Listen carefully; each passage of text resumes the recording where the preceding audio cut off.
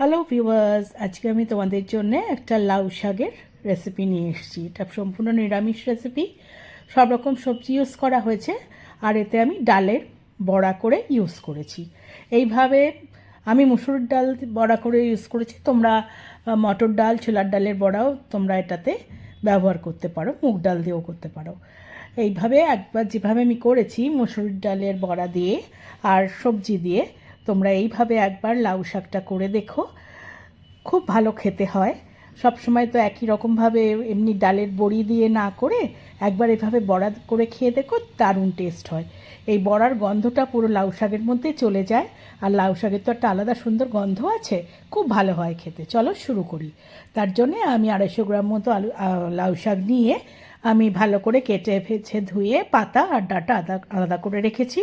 আমি আলু, বেগুন আর পটল নিয়েছি, সরু সরু লম্বা করে কেটে রেখেছি। আর অল্প একটু কুমড়ো ছিল, সেটাকে ডুমো ডুমো করে কেটে রেখেছি। আমি এক কাপ মতো, ছোটো এক কাপ মসুর ডাল নিয়ে ভালো করে ভিজিয়ে রেখেছি 1 ঘন্টা, তারপর জল ঝরিয়ে রেখেছি। 5 ফোড়ন নিয়েছি, একটা শুকনো লঙ্কা নিয়েছি, আর 4-5টা কাঁচা লঙ্কা নিয়েছি, কিছুটা ধনে পাতা কুচিয়ে রেখেছি। প্রথমে মসুরির ডালগুলোকে আমাকে পেস্ট করতে হবে, তাই আমি মিক্সির বাটিতে ডালটা দিয়ে দিলাম, কাঁচা লঙ্কা দুটো দিলাম, একটু নুন দিলাম, আর একটু হলুদ দিলাম। দিয়ে এবার এটাকে আমি শুকনো, মোটামুটি যতটা শুকনো করা যায় সেইভাবে পেস্টটা করে নেব। আমার পেস্টটা তৈরি হয়ে গেছে। এবার এই পেস্টটাকে একটু হাত দিয়ে ভালো করে ফেটিয়ে নিয়ে আমি ছোট ছোট বড়া করে ভেজে নেব। গ্যাসে আমি ফ্রাই প্যান বসিয়ে তাতে তেল দিয়ে, সুন্দর তেলটা গরম হলে তাতে মোটামুটি কয়েকটা, আমি 2 ব্যাচে বড়াটা ভেজে নেব। আমি বড়াগুলো দিয়ে একদিক ভেজে নিয়ে গ্যাস মিডিয়াম থেকে স্লো রাখতে হবে, না হলে কিন্তু বড়া পুড়ে যাবে, ভেতরে কাঁচা থাকবে। তাহলে সেইভাবে যেই দুদিকে সমান রং এসে গেল, আমি বড়াগুলোকে প্রথম ব্যাচের বড়া তুলে নিলাম। ঠিক একইভাবে আমি আর যেটুকু ডাল বাটা আছে তাই দিয়ে পরের ব্যাচের বড়াগুলো আমি দিয়ে এইভাবে দুদিক সুন্দর করে রং ধরা অবধি ভেজে নিয়ে আমি সেগুলোকেও তুলে নিলাম। এবার কড়াই বসিয়ে দিয়ে তাতে আমি সর্ষের তেল দেব। তেলটা গরম হলে তার মধ্যে আমি আগে আলুগুলো ভেজে নেব। আলুগুলোকে দিয়ে একটু নাড়াচাড়া করে নিয়ে আলুর গায়ে একটু রং ধরবে সেই অপেক্ষা করব। দেখো আলুর গায়ে রং ধরে গেছে, এবার আলুগুলোকেও আমি তুলে নিচ্ছি।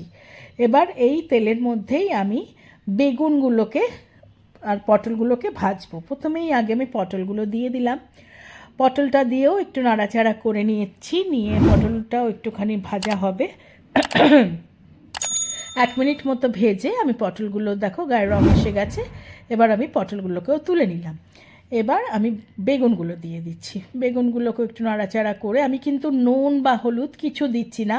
এইভাবে যদি সবজির সঙ্গে প্রত্যেকটাতে নুন দিয়ে ভাজা হয় তাহলে কিন্তু তরকারিতে ভীষণ বেশি নুন হয়ে যায়, আর আমাদের বাড়িতে নুন খাওয়া একদম কম।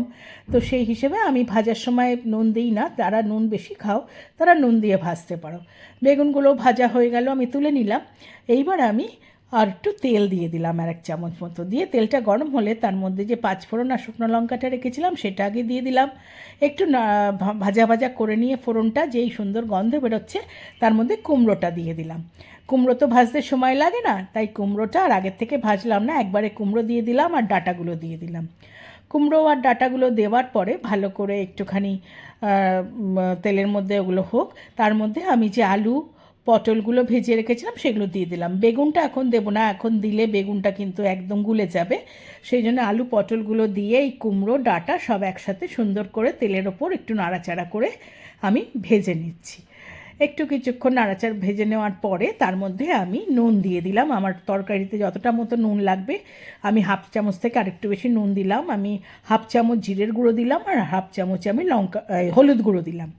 এবার সব দিয়ে ভালো করে আমি মিশিয়ে নিচ্ছি। সুন্দরভাবে সব যখন মিশে যাবে, বেশ নুন, জিরের গুঁড়ো, হলুদ সব সুন্দর করে আমি সবজির গায়ে মিশিয়ে দিলাম। মিশিয়ে একটু নাড়াচাড়া করে নিয়ে এইবার যে পাতাগুলোকে আমি আলাদা করে রেখেছিলাম সেই পাতাগুলোকে দিয়ে দিচ্ছি। পাতাগুলো কড়াইয়ের মধ্যে উপর থেকে দিয়ে একটুখানি উপর নিচ করে পাতাগুলো আমি একটু মিশিয়ে দিচ্ছি। একটু উপর নিচ করে নিলেই পাতাগুলো সব কিছু সবজির সঙ্গে মিশে যাবে, আর একটুখানি সময় রাখলেই পাতাগুলো কিন্তু নরম হয়ে যাবে। দেখো আমার মেশানো হয়ে গেছে ওপর নিচ করে। এবার যে কাঁচা লঙ্কাগুলো রেখেছিলাম 4টে, সেইটাকে আমি ওপর থেকে চিড়ে দিয়ে দিলাম, আর একটু কাঁচা লঙ্কাগুলোকে আমি মিশিয়ে নিচ্ছি। আমি সুন্দরভাবে কাঁচা লঙ্কাটা মিশে গেলে এইবার আমি বড় এক বাটি জল দিয়ে দিলাম। এমনভাবে জলটা দিতে হবে সব সবজিগুলো তো কিন্তু জলের মধ্যে যেন ডুবে যায়। এবার জলের মধ্যে আমি সবজিগুলোকে একটু ডুবিয়ে দিয়ে এবার আমি ঢাকা দিয়ে সেদ্ধ হতে দেব 6 থেকে 7 মিনিট। 7 মিনিট পরে আমি ঢাকা খুলেছি। আমার মোটামুটি আলু, কুমড়ো, পটল, শাক সব কিন্তু সেদ্ধ হয়ে গেছে। আমার ডাঁটাও নরম হয়ে গেছে, আমি চেক করে দেখে নিয়েছি। একবার একটু ভালো করে মিশিয়ে নিচ্ছি। মিশিয়ে নিয়ে এবার যে বেগুনগুলো আমি ভেজে রেখেছিলাম সেইগুলোকে দিয়ে দিলাম। বেগুনগুলোকে দিয়ে এবার যে বড়াগুলো আমি ভেজে তুলেছিলাম সেগুলোকে আমি অর্ধেক করে করে দিলাম। তাহলে কী হবে, তাড়াতাড়ি বড়ার মধ্যে সব ঝোল, যেহেতু বেশি আর ঝোল নেই, ঝোল মশলা যাতে ভালো করে ঢুকে যায়।